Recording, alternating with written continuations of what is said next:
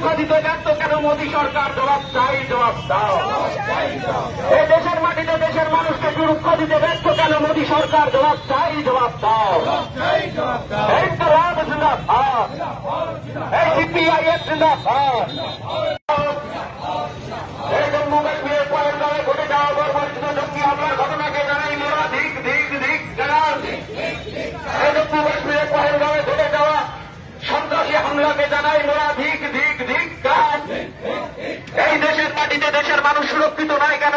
মোদী সরকার জবাব চাই, জবাব দাও। এই জম্মু কাশ্মীরের মতো জায়গায় বারবার জঙ্গি হামলার মতো ঘটনা ঘটছে কেন? এই সন্ত্রাসবাদের বিরুদ্ধে সমস্ত মানুষ এক হও। এই সন্ত্রাসবাদের কালো হাত ভেঙে দাও, পুড়িয়ে দাও। এই সন্ত্রাসবাদের কালো হাত ভেঙে